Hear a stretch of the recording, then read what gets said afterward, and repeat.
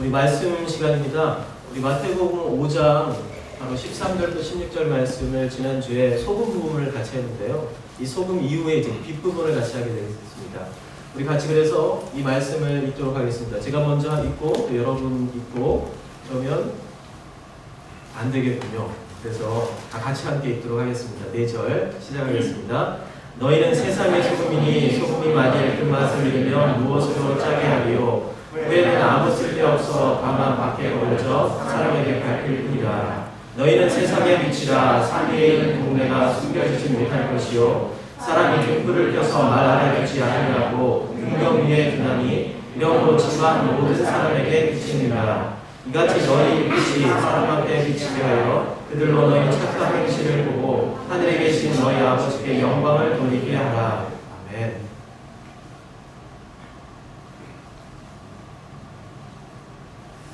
우리는 지난주에 이 소금에 대해서 같이 이야기를 했어요. 이 소금 이야기를 듣고 난 다음에 평상시에 마음에 부담감이 있었던 여러 청년들이 있었던 것 같아요. 특별히 이 디지털 성범죄로 인하여서 엠번방 문제가 계속되고 이번에 최근에 이제 지난주에 가까시라는 그 엠번방의 시초가 되는 처음 시작한 사람이 잡히게 되었죠.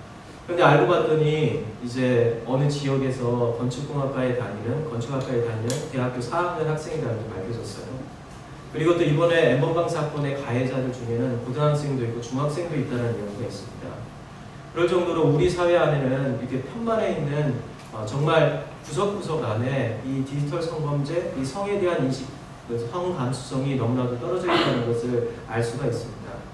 이러한 상황에 분노했던 몇몇의 청년들이 갑자기 일어나서 우리가 지금 현재 코로나 바이러스의 문제와 그리고 또한 여러 가지 최근에는 또 선거도 있었죠. 이 선거 때문에 묻혀져 있었던 이 엠번방 사건과 이 성착취 동영상 유포에 대해서 우리가 좀 반환을 해야 되지 않겠느냐라는 우리 청년들이 있었어요. 이 청년들에 의해서 이 수원법원에서 이 사건이 좀 다뤄지고 있는데 이 사건을 어떻게 정말 공명정대하고 제대로 된 처벌을 이 가해자들이 받을 수 있도록 해달라는 청원을 하자라는 말이 있었고, 그래서 이제 우리 청년들을 중심으로 해서 현수막 걸기 운동을 하겠다라는 청년들이 있었습니다. 자세한 내용은 우리 예배 끝나고 강구 시간에 하게 되겠지만요. 저는 이 소금에 대한 설교를 하면서 우리가 이 세상에서 소금의 역할, 이 세상이 자꾸 썩어지고 이 세상은 좀 더 이 종말이 가까울수록 하나님 나라가 이 땅에 온전히 임할 날이 가까울수록 이 세상은 더욱더 어두워지고 이 세상에 있는 사람들은 더욱더 성적으로 그리고 어떤 육체적으로 외부적으로 타락할 것이라는 예수님의 그 말씀들이 실천되고 있고 그리고 실현되고 있다는 생각을 많이 하게 됩니다.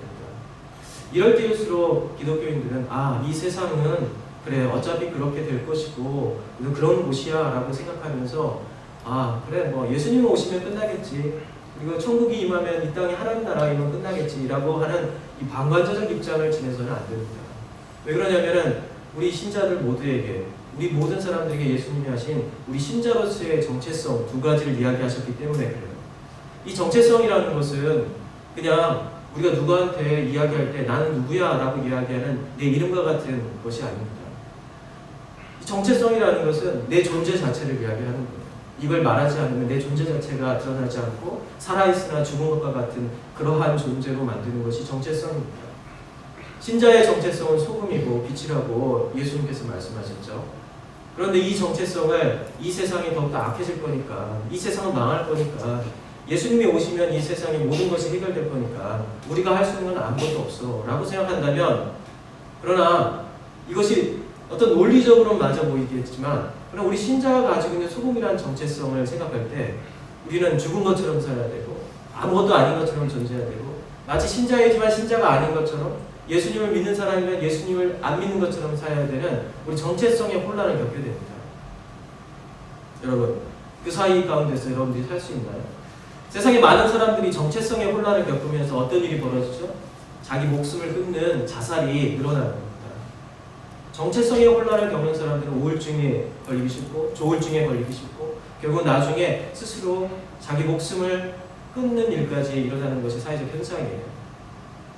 육체의 어떤 정체성의 혼란을 겪는 것도 그 정도의 충격이 있는데 우리 영적인 정체성의 혼란을 겪는다면 우리가 살아남을 수가 없어요. 여러분들이 진짜 신자이고 진짜 하나님의 백성이라는 사실을 그것이 100% 확실하다면 우리는 말할 수밖에 없어요.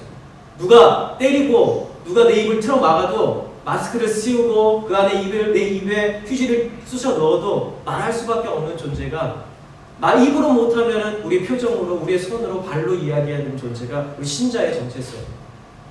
오늘 지난주에는 제가 로마의 권력에 대항한 로마의 권력의 대표적인 로마의 권력을 대표적으로 상징적으로 나타내는 소금 권력에 대항한 예수님께서 우리에게 선언하신 너는 이 땅의 소금이다. 이 세상의 권력에 대항하여서 세상의 부패한 권력에 대항하여서 마지막으로 끝까지 외쳐야 되고 끝까지 이 세상의 부패를 막아야 되는 그러한 존재가 바로 너다. 너희들이 바로 이 땅의 소금이다 라고 했던 그 소금에 대해서 이야기했습니다. 이제 오늘은 그 빛에 대해서 이야기할 거예요. 이 빛에 대해서 이야기하기 전에 지난주에 얘기했던 내용의 미흡한 부분을 한 번 더 이야기하겠습니다. 예수님이 제자들을 소금이라고 규정하실 때 이들은 자신의 존재감이 상승했을 겁니다. 왜 상승했을까요? 와, 내가 이렇게 중요한 존재야? 로마를 세계적 제국으로 만들었던 강력한 힘이 소금이었는데 나를 소금이라고 부르네? 아, 나는 하나님 나라의 정말 중요한 존재구나. 이렇게 자존감이 상승했겠죠.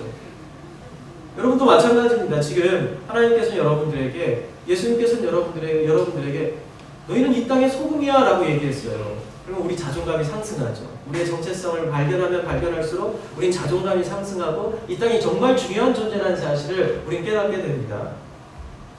소금으로 세상을 다스리는 로마의 막강한 소금 권력에 대항하시는 예수님의 말씀, 바로 이것이 이 땅에 너희는 소금이다 라는 것이죠. 그러나 예수님은 쓸모없는 소금도 있다고 말씀하셨다고 이야기했죠. 제자 중에는 소금처럼 겉은 모습은 생겼지만 그러나 쓸모없는 소금이 있다는 거예요. 우리 광주산업교회 여기 있는 청년들은 겉모습은 소금처럼 아주 투명하고 아주 영롱한 빛을 가지고 있는 소금 알갱이처럼 빛나고 있을지 모르겠지만 그러나 속은 실제로 불순물이 있어서 소금의 역할을 하지 못하는 청년들은 아무도 없기를 바랍니다. 단지 이곳에 와서 찬양하고 예배드리고 그러면서 나타나는 카타르시스와 그리고 어떤 종교적 체험을 생각하면서 이 자리에 앉아있는 사람이 아무도 없기를 바랍니다. 그런데 아쉽게도 제가 경배와 찬양이라는 걸 처음 시작했을 때의 그 첫 1세대 중에 한 명입니다. 그 1세대 중에 한 명인데 많은 사람들이 이렇게 찬양을 하고 그리고 기타를 치고 드럼을 치고 지금은 드럼 치고 기타 치는 것이 별거 아닌 것처럼 느껴졌지만 저희 때는 교회 안에서 드럼과 기타를 치려면 싸워야 했어요. 장로님 도대체 이걸 왜 못 사용하게 합니까? 라고 하면서 막 싸우고 그리고 이야기하고 막 각각 항의하고 그러다가 이제 대예배 때는 절대 안 되고 너희들끼리 모여서 찬양할 때만 사용해라 뭐 이런 식이었어요. 그러면서 우리는 이 찬양과 그리고 경배를 하기 위해서 이곳에 모여서 강렬하게 찬양하고 수요일, 목요 집회, 수요 집회 이런 데 나와가지고 같이 전 지역에, 이 지역에 있는데 우리 교회만이 아니라 이 지역에 있는 많은 교회들에 있는 청년들이 모여서 함께 찬양하고 함께 영광을 돌렸습니다. 그런데 그때 우리와 함께 찬양을 부르고 열광적으로 뛰면서 찬양했던 많은 사람들 중에 수십 년이 지난 후에 그들의 모습을 볼 때 그러지 않은 사람들이 대부분이지만 그 중에는 소금이 아니었구나라는 게 판명되는 사람들이 있었어요. 정말 충격이었죠. 요즘 여러분들 부부의 세계라는 드라마를 아세요? 여러분도 보십니까? 보세요. 강우경씨 보세요. 보시는군요. 저희 와이프는 굉장히 이걸 보고 있을지 모르는데 네. 이거 많은 사람들이 이 부부의 세계를 보고 있다고 합니다. 제가 이 실시간 링크를 저희 아내한테 보냈거든요. 그래서 보게 될 것 같아가지고. 근데 많은 사람들이 보는데 그 시간이 되기 바로 한 1시간 전부터 경건한 마음으로 그것을 기다린다는 사람들을 몇 분 알고 있어요. 왜 그럴까 생각해보면 다들 결혼한 기혼자들이고요. 그리고 주변에서 젊었을 때 청년으로서 열심히 주님께 찬양 드리고 막 열광적으로 예배를 드렸던 많은 사람들이 나중에 부부의 세계에서 나오는 그런 배신자들이 됩니다. 그리고 최종까지는 어떤 일이 벌어지냐면 나 예수님 몰랐다 원래부터. 난 너 때문에 결혼하기 위해서, 너도 너한테 결혼 허락받기 위해서 나 거짓말한 거다. 이런 식으로 이야기하는 사람들도 많다는 거예요. 이건 단지 이 드라마에나 그리고 소설 속에 나오는 이야기가 아니라, 저는 요즘 주변에서 그런 실제적인 제 주변에 학생 선교단체를 하고 열심히 활동했던 많은 사람들 중에서, 리더로서 활동하고 성경 공부를 리더하고 했던 많은 사람들 중에서 그런 사람들의 소식들을 종종 듣게 됩니다. 선배와 후배들, 제 친구들 중에. 도대체 왜 그럴까? 그때 함께 예배드리고 함께 찬양하고 막 밤새면서 우리 하나님 나라와 그 영광을 위해서 이 땅에 하나님의 빛이, 이 땅에 세상의 빛이 되겠다라고 서로 다짐했던 많은 우리의 동역자들, 젊은 시절에 함께했던 동역자들이 왜 나이가 들어서, 시간이 지나서 그렇게 변질되는 걸까? 그들은 정말 소금이었을까? 빛이었을까? 성경학자들은 이 소금이 주는 은유가 바로 지혜라고 이야기합니다. 그 이유는 당시 랍비 문헌을 연구한 보면 알 수 있어요. 이 랍비들은 소금을 지혜와 같은 의미로 사용을 했습니다. 골로새서 4장 6절에는 이런 말씀이 있는데요. 너희 말을 항상 은혜 가운데 소금으로 맛을 낸과 같이 하라. 그리하면 각 사람에게 마땅히 대답할 것을 알리라. 이 소금으로 맛을 내라고 하는데, 이 소금으로 맛을 내면 각 사람에게 지혜가 있어서 무엇인가 질문을 했을 때 그것에 대답할 것을 알게 된다라고 지금 골로새서에서 바울이 이야기합니다. 이런 소금이 더 자세하게는 내용, 그 말의 내용을 가리킨다는 것을 알 수가 있습니다. 바로 말로 표현하는 지혜를 의미합니다. 그렇기 때문에 성경학자 중에서 아주 유명한 R.T. 프랑스라는 영국의 성경학자가 이렇게 얘기했습니다. 소금이 맛을 잃었다는 것은 멍청이가 되었다는 것이다. 바보가 되었다는 것이다. 그것을 의미한다는 것이죠. 어리석은 자, 지혜 없는 자, 멍청이, 바보가 된 바로 그 존재는 짠맛을 잃은 소금, 불순물이 가득하여서 더 이상 소금으로서의 역할을 할 수 없는 존재, 바로 그들은 지혜가 없고 멍청하고 그리고 우매하고 바보가 된 존재인 것이죠. 신자의 자존감, 자신감은 무엇에 있을까요? 그냥 부호에 있을까요? 너희는 이 땅의 소금이다! 제자들이 그 말을 들었을 때 로마의 권력에 대항하여서 우리는 소금처럼 역할을 할 수 있는 자격을 갖추었구나 하면서 자존감이 팍 올라갔겠죠? 그런데 실제로 이 말의 내용엔 뭐가 있나요? 하나님을 아는 지혜와 지식을 갖추지 않는다면 결국은 너는 마칠 일은 쓸모없는 쓰레기 소금에 불과하다라는 것을 담고 있는 것입니다. 그러므로 신자의 존재감과 자존감은 지혜에 있어요. 하나님을 아는 지식에 있어요. 신자의 자존감을 세우는 지혜, 그것은 무엇일까요? 바로 하나님의 말씀, 하나님을 아는 지식입니다. 제자들, 더 나아가 인간은 하나님을 통해, 하나님에 대한 알을 통해서 자신의 존재감과 자존감을 세울 수 있습니다. 많은 사람들이 이 땅에 지금 21세기를 살아가고 2020년을 살아가는 젊은이들이 자존감이 떨어지고 자기의 자존감을 인터넷상에서 어떻게나 채워볼까 하면서 남을 비방하고 그리고 나쁜 댓글을, 악플을 달면서 자기의 자존감을 세우려고 하는 사람들이 많습니다. 앞에서도 이야기했지만 N번방과 같은 성착취 동영상을 유포하고 하면서 사람들은 자기의 자존감을 세우려고 합니다. 나는 바로 이런 사람이야. 나는 사람을 이렇게 조정할 수가 있어. 내 말 한마디면 한 사람의 인생이 이렇게 나락으로 떨어질 수 있어 라고 하는 거죠. 비정상적이고 바보 같은 방법으로 자기의 자존감을 세우려고 하는 이 땅에 유일하게 너의 자존감을 세우고 너희가 자신감을 가지고 너의 정체성이 이 땅에 높게 그려질 수 있는 유일한 방법이 있다 라고 예수님은 말씀하십니다. 그것이 무엇일까요? 소금과 같은 지혜로운 자가 되라는 것이죠. 소금이 되라는 것입니다. 소금의 지혜를 배우라는 겁니다. 여러분, 우리가 매일 큐티하고 하나님 말씀을 조금씩 보고 그리고 매일 아침 몇 분이라도 짬을 내서 기도를 한다는 것이 무슨 의미가 있을까요? 그게 과연 우리의 평상시의 모든 삶 가운데 얼마나 강력한 영향력을 가질 수 있을까요? 회의적이죠?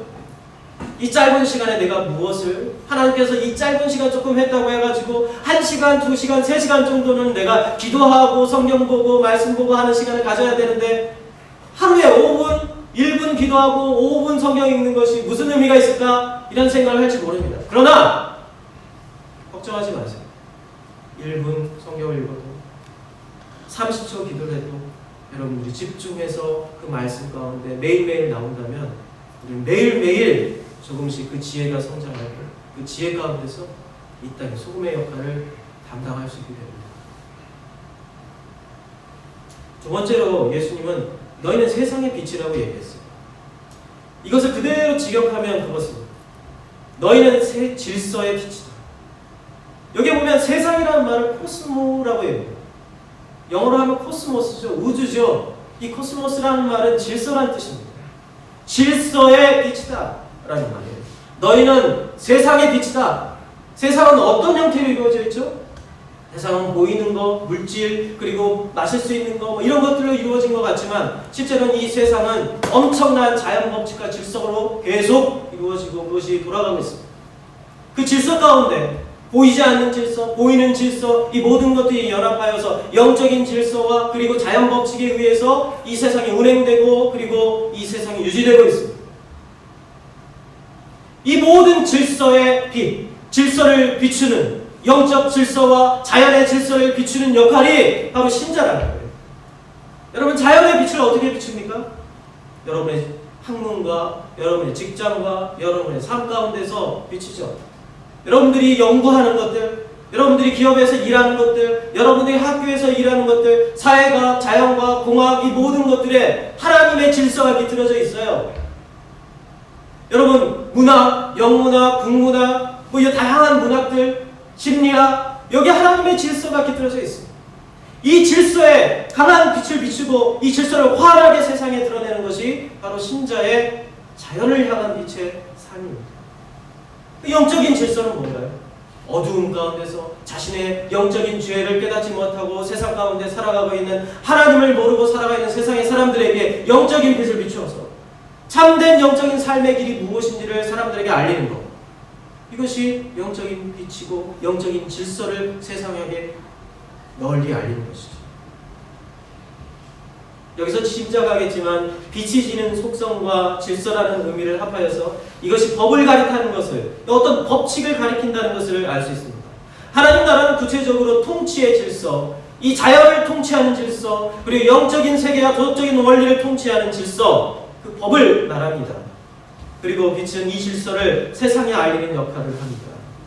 그러기에 예수님은 16절에서 빛이 무엇인지 구체적으로 말씀하십니다. 빛은 하나님의 나라의 법에 따른 뭐라고요? 착한 행실이라고 얘기합니다. 예수님은 빛의 기능에 집중하라고 합니다. 빛은 산 위의 동네를 환하게 비추고 어두운 집안을 환하게 밝힌다라고 예수님께서 말씀하시죠. 빛의 역할은 빛 자신을 위한 것이 아니라 빛 주변을 위한 것이고 빛 주변을 밝히는 것이 빛의 역할입니다. 빛은 빛을 주목하게 하지 않아요. 빛은 빛 주변에 있는 사람들을 비춥니다. 제 아들은 천문학에 미쳐있는 아이입니다. 초등학교 1학년 때부터 제가 잘못해서 천문학 조그만 책을 줬다가 그 천문학으로 자기는 나의 인생을 걸었다 해가지고 그때부터 지금까지 자기의 유일한 꿈은 천문연구원에 들어가는 것이다 라고 생각하는 아이입니다. 이 아이가 난데없이 저에게 찾아와서 이렇게 얘기했습니다. 아빠, 핸드폰이 있는 카메라로 태양을 찍으면 어떻게 돼요? 핸드폰이 망가져요? 망가지나요? 태양을 찍으면, 여러분 태양 한번 이렇게 태양을 직접적으로 한번 핸드폰을 찍으면 어떻게 됩니까? 핸드폰이 태양의 강렬한 빛으로 핸드폰이 망가집니까? 안 망가지죠. 그런데 그걸 찍으면 어떻게 돼요? 태양을 찍으면 태양이 나오나요? 태양이 안 나오고 그냥 하얗게 변해버립니다. 하얗게 변해버려요. 과거에 필름 카메라를 여러분들이 사용했을지 모르겠지만, 필름 카메라를 저는 이 대학교 때까지, 그때는 디지털 카메라가 아니라 필름 카메라였어요. 필름 카메라를 딱 찍으면, 태양을 찍으면 어떻게 되면 시커멓게 그냥 타버립니다. 그냥 타버려요. 필름이 타버려요. 강렬한 빛으로. 이게 무엇을 의미하죠? 태양은 자기의 모습을, 태양을 찍으면 우리가 태양을 바라보면 태양을 볼 수가 없어요. 강렬한 빛은 우리가 그 빛을 바라보면 그 빛을 보는 게 아니라 그 강렬한 빛은 그 빛을 통하여서 세상을 비추고 그 빛, 광원, 바로 이 빛 자체가 아닌 빛을 비추는 그 자체가 아닌 빛 자체가 아닌 빛 주변을 밝히고 주변을 환하게 만드는 역할을 하는 겁니다. 빛의 역할은 자기 자신을 드러내는 데 있지 않아요. 내가 누구인지를 뽐내는 게 있지 않아요. 나 태양이야. 나를 어떻게 보는데 이러지 않아요. 태양은 우리를 비추고 자연을 비추고 태양 주변에 있는 것들을 비춥니다. 그래서 주변에 있는 것들을 밝히 드러내죠. 그게 무엇인지 분명히 알 수 있게 해줍니다. 그리고 사람들로 하여금 방향을 찾게 해줍니다. 사실 예수님이 이러한 주변을 밝히고 길을 찾도록 해주는 것이 자신이라고 말씀하셨어요. 내가 이 땅의 빛이라고 얘기하셨어요. 우리 다음 슬라이드 한번 해주실래요? 요한복음에 보면은 자기가 빛이라는 이야기들이 여러 번 나옵니다. 예수께서 또 말씀하시며 이르시되 나는 세상의 빛이니 나를 따르는 자는 어둠에 다니지 아니하고 생명의 빛을 얻으리라. 요한복음 9장 5절 같이 읽어볼까요? 내가 세상에 있는 동안에는 세상의 빛이로다. 35절 같이 읽겠습니다. 예수께서 이르시되 아직 잠시 동안 빛이 너희 중에 있으니 빛이 있는 동안에 다녀 어둠에 붙잡히지 않게 하라. 어둠에 다니는 자는 그 가는 곳을 알지 못하느니라. 36절도 같이 읽게요. 너희에게 아직 빛이 있을 동안에 빛을 믿으라. 그리하면 빛의 아들이 되리라. 46절도 나는 빛으로 세상에 왔나니 무릇 나를 믿는 자로 어둠에 거하지 않게 하려 함이로다.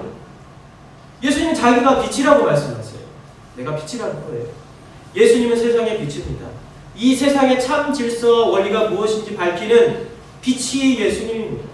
진리와 참된 삶을 알기를 원하지만 어둠 속에 있으므로 길을 찾지 못하는 사람들의 빛이 바로 예수님입니다. 그런데 이런 사람들에게 빛을 비추고 그들이 갈 길이 보이게 한다면 사람들은 어떤 생각을 하게 될까요? 기쁘죠. 어둠 가운데 있기 때문에 빛이 비춰지고 내가 갈 길이 밝게 보이면 어떻게 돼요? 여러분, 진로에 대해서 고민이 많죠. 나는 앞으로 어떤 일을 해야 될까? 어떻게 살아야 될까? 어떤 사람과 교제를 해야 할까? 정말 어떤 사람과 만나서 평생을 살 수 있을까? 여러 가지 고민들이 많습니다. 하나님의 뜻은 도대체 어디에 있는 것일까? 고민이 많아요. 이때 가장 고민을 많이 할 질문이 바로 하나님의 뜻입니다. 나를 향한 하나님의 계획은 어디에 있을까? 어둡죠? 보이지 않아요. 그런데 갑자기 어떠한 일이 탁 펼쳐지면서 그 길이 내 앞에 쫙 펼쳐지면서 어둡던 길이 환하게 밝혀지면서 그 길로 이 길이구나 라고 따라갈 때 어떤 느낌을 가질까요? 엄청난 희열과 기쁨이 그 안에 있는 것이죠. 그것이 무엇이죠? 그게 복음입니다. 복된 소식, 행복한 소식, 나의 인생을 비추는 빛이 환하게 내 인생의 앞길에 비춰지는 그 빛, 그것이 복음이죠. 이것이야말로 복음입니다. 빛을 접하고 보게 된 자, 복음을 접한 자의 삶이 요한복음 9장에 나와 있습니다. 예수님은 길을 가시다가 날때부터 시각장애인이었던 어떤 사람을 만나게 됩니다. 이때 난데없이 제자들 사이에 신앙 논쟁이 벌어졌어요. 날때부터 시각장애인인 자는 왜 시각장애인이 되었냐?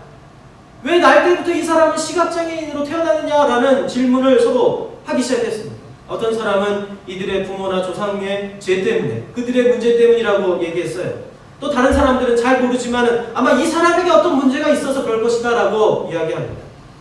서로 이 문제를 가지고 서로 티격태격하고 싸울 때 예수님은 이렇게 말씀하십니다. 이 사람이 시각장애인이 된 원인을 밝히는 것이 중요한 문제가 아니다. 그건 하나님의 관심이 아니다. 나의 관심이 아니다. 이 사람을 통해 앞으로 하나님이 하실 놀라운 일이 있는데 이 일이 더 중요한 것이다. 그러면서 이 사람들의 불필요한 대화의 주제를 돌리셨습니다. 이 사람을 통해 앞으로 하나님이 하실 놀라운 일, 그것이 중요하다는 것이죠. 그리고 예수님은 자신이 빛이라고 말씀하시면서 이 시각장애인의 눈에 진흙을 바르시고 실로암 연못가에 가서 그 눈을 씻으라고 말씀하셨습니다. 이 사람은 말씀대로 하였죠. 그러자 어떤 일이 벌어졌나요? 날 때부터 한 번도 세상의 빛을 보지 않고 살았던, 바로 그 어둠 가운데 살았던, 자기 스스로를 어둠의 자식이라고 생각했던 그 사람에게 조금씩 빛이 비추기 시작하고 세상을 향해서 눈을 뜨고 자기가 가야 할 길이 어떤 길인지를 알게 되고 남의 도움이 없이 가야 할 길을 분별하고 찾는 존재가 되었던 것입니다. 세상을 볼 수 있게 된 것이죠. 세상의 빛이 자기 안에 들어오고 그 빛이 자기의 앞길을 비추는 것을 처음 경험했습니다. 그런데 이 기적이 일어날 때 어떤 일도 하자 이 기적이 일어났던 그 시점, 그 날이 그 당시에 모든 사람들은 아무 일도 하지 말아야 한다고 법으로 정해 있었던 안식일이었다는 거예요. 이 사실을 알게 된 바리새인들과 율법학자들, 바로 이 법을 충실하게 자기 목숨처럼 따르고 있었던 율법학자들이 이렇게 얘기합니다. 시각장애인이 눈을 뜨고 빛을 보았는데 안식일이야. 이 사람을 고쳐준 사람도 안식일에 이런 일을 했어. 이 둘 다 잡아다가 족을 쳐가지고 이 법을 어긴 이 두 사람을 모두 다 감옥에 쳐넣어야겠다. 이렇게 얘기하죠. 예수와 시각장애인 모두 처벌해야 된다라고 그들은 강하게 주장했습니다. 이들은 기적이 일어나고 진리의 빛이 비추었는데도 이걸 보지 못하는 영적 시각장애인이었어요. 놀라운 영적인 빛이 비추었는데도 불구하고 그것을 통하여서 영적인 빛이 바로 이런 거였구나 라고 깨닫지는 못하고 사람들 앞에 가가지고 아니 법을 어겼어. 이 사람을 죽여야겠구나. 이 사람은 안 되겠구나. 그러면서 짬짬이 하면서 이야기합니다. 예수라는 사람을 동조하는 사람은 모두 다 처단해버릴 거예요. 그러자 시각장애인의 이 부모는 앞에 나와가지고 부인을 합니다. 난 잘 모릅니다. 내 아들이 이렇게 눈을 뜨게 된 거에서 저는 잘 몰라요. 다 알면서도 부인을 합니다. 세상의 강력한 힘과 파워에 굴복해버리는 거죠. 자기 아들이 평생 눈먼 상태에서 시각장애인으로 살았던 그 아들이 깨어났는데도 불구하고 용기를 내지 못하는 거예요. 바로 이것이 우리의 모습이기도 해요, 사실. 저는 여러분들과 우리 자신과 우리 기독교인들을 비난하고자 하는 의도가 전혀 없어요. 우리의 현실이고 우리의 실존이고 우리의 모습이에요. 그런데 여기에 보면 이 시각장애인 당사자는 다른 모습을 보였습니다. 이 시각장애인은 부모와 그 부모의 태도와 그리고 이 모든 것들에 이거 달리 그는 자기가 눈을 떴다는 이 놀라운 사실에 이 빛을 본 이 복음의 당사자였던 이 시각장애인 이렇게 얘기합니다. 이상하다. 우리 띄워줄래요? 여기군요. 요한복음 9장 33절부터 30절 33절 이렇게 합니다. 우리 같이 읽어보겠습니다. 큰 소리로요. 시작. 이상하다. 이 사람이 내 눈을 뜨게 하였으되 당신들은 그가 어디서 왔는지 알지 못하는도다. 하나님이 죄인의 말을 듣지 아니하고 경건하여 그의 뜻대로 행하는 자의 말을 들으신 줄을 우리가 아나이다. 창세 이후로 맹인으로 난 자의 눈을 뜨게 하였다고 함을 듣지 못하였으니 이 사람이 하나님께로부터 오지 아니하였으면 아무 일도 할 수 없으리라. 증언하는 거죠. 이 사람은 하나님으로부터 창세 이전에 눈을 뜨게 한 사람은 없어요.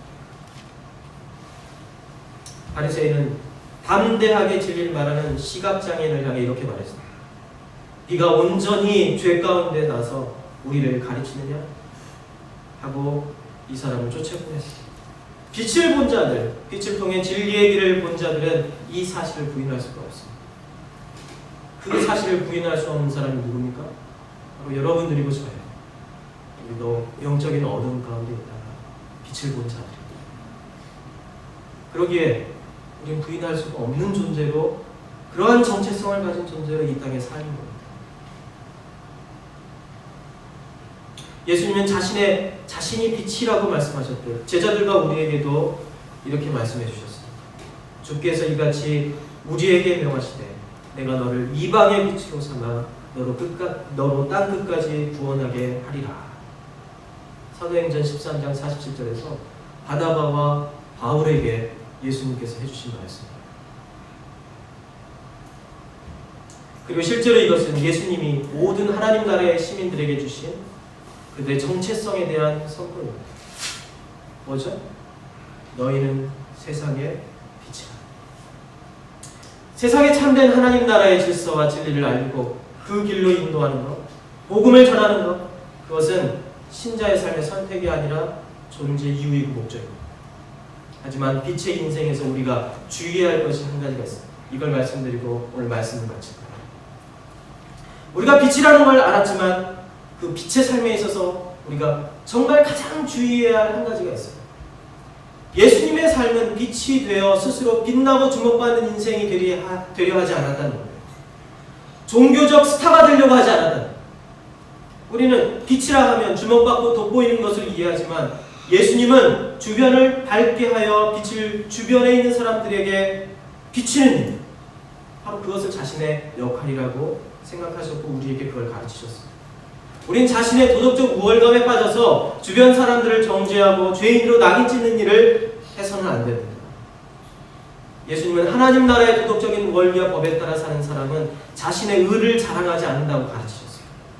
그러기에 이들은 빛의 자존감을 자랑하지 않고 이를 이용해서 다른 사람이 하나님에게 갈 수 있도록 길을 비추는 역할을 합니다. 이것이 기독교의 겸손입니다.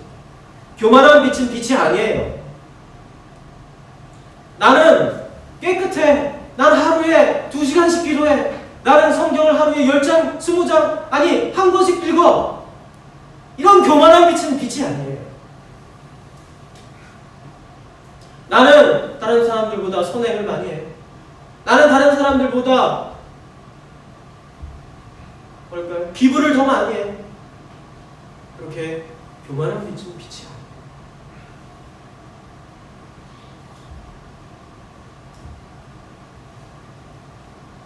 예수님은 하나님 나라의 도덕적 원리와 법에 따라 사는 사람, 여러분 빛의 삶을 사는 사람들은 자신의 잘남과 의를 자랑하지 않는다고 말씀하셨어요.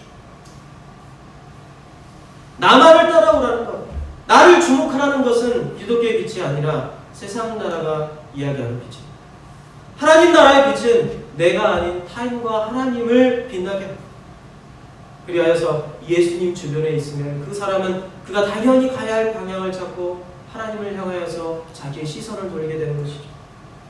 뉴욕시의 한가운데 위치한 리디머 교회라는 곳을 목회하시는 팀 켈러 목사님이 계세요.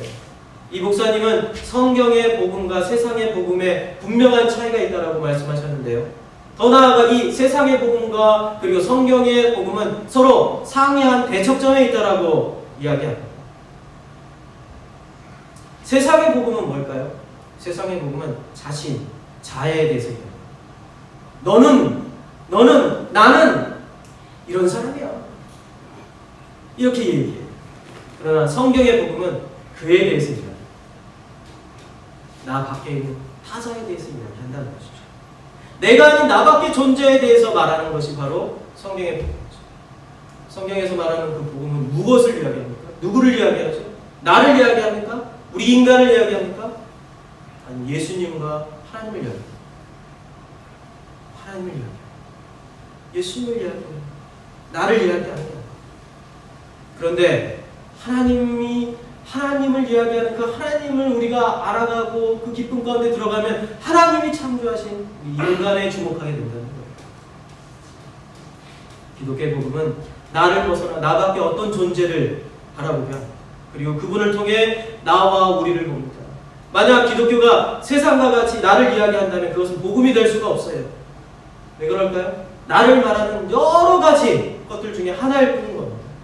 기독교는 나를 이야기하는 여러 가지 것 중에 하나가 아니에요. 여러분들이 대학에서 공부하고 그리고 직장에서 일하고 책을 읽으면 온통 무엇에 대해 얘기해요?